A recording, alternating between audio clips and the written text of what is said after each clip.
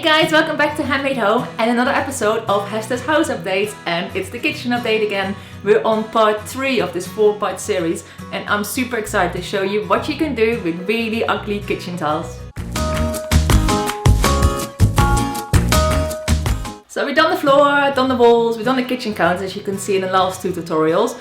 And now it's time to tackle those really ugly tiles in my kitchen. And normally you give them a lick of paint to spruce them up, or you change them and put different tiles in. But I thought let's do something more interesting. And then one Sunday morning I came across this image on Twitter. And I fell in love with this wall immediately. Doesn't it look amazing? I love the pattern, I love the color, I think it looks absolutely fab. Then I found out it's a wallpaper. Then I found out it's a wallpaper you can stick over tiles. And it's a kitchen wallpaper, isn't it amazing? And it's from a Dutch company. It's actually an English designer that made this wallpaper for a Dutch company. It's behangfabriek.com, or you go to kitchen-walls.com and see what other designs they have. They have like a biggest selection ever, and they can even make your wallpaper to fit your wall. They do a made to order sizing as well. And I'm going to show you how this wallpaper is going to transform my really ugly kitchen tiles. So this is my wallpaper. It's from a designer called Kirov Gundu, and I think the pattern and the colors are just amazing. And you can wallpaper directly onto the tiles, but sometimes you might see the tile structure coming through the wallpaper. So what I'm gonna do, I'm first gonna fill the grout with some polyfiller. So you get your polyfiller and a putty knife, and you simply close all the gaps in between your tiles.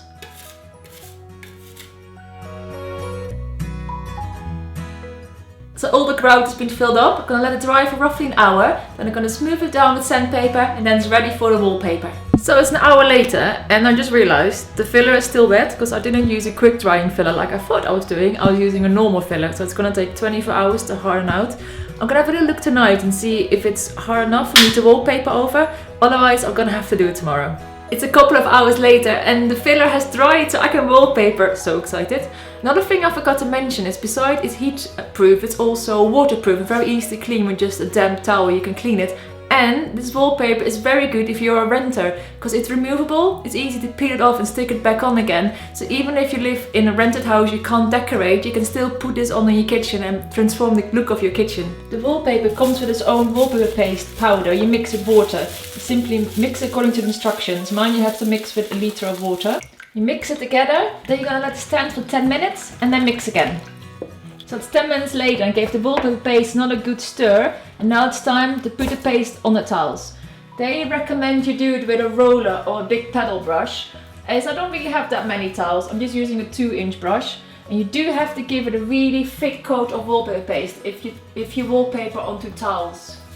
As you can see, I put a little bit of protection down on my kitchen counter because I only just painted that. I don't want to get that many wallpaper paste smudges on it. Now it's time to put the first length of wallpaper on. Mine is not cut to size yet, and I'm gonna line it up with the bottom, and then I'm gonna cut it to size later. I'm just gonna line it up, make sure it fits the corner nicely, and I'm just gonna roll it against the wall. And you smooth it on with your hands. Just gonna use a little bit of tape to make sure that corner stays up while I smooth the rest down before I can cut it to size.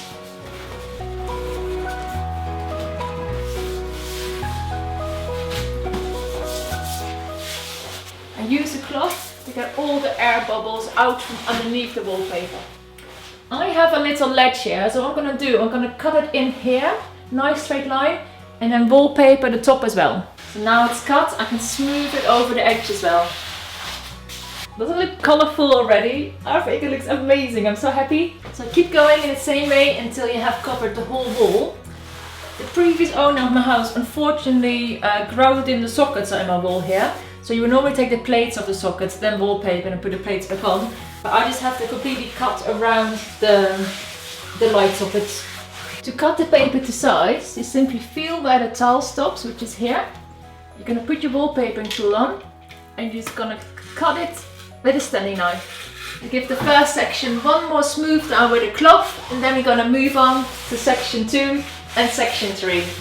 And section 2 is going to be done exactly the same way. We're going to put the wallpaper paste on, put the wallpaper on, and cut the wallpaper to size, and then make sure there's no air bubbles trapped underneath the paper.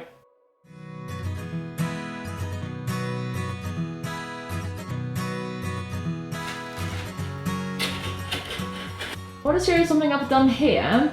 I just kept going with a roll of wallpaper around the corner. Just press it nicely in the corner so you have a neat line. And it's a good way of just continuing the pattern. And now it's time for the last section, but I think it already looks really nice. Let's have a little look.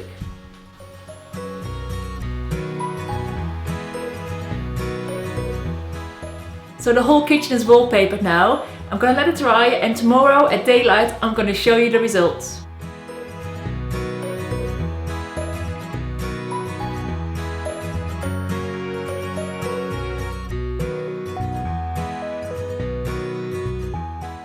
The wallpaper brings so much colour and fun to my kitchen now, and it definitely beats the old tiles.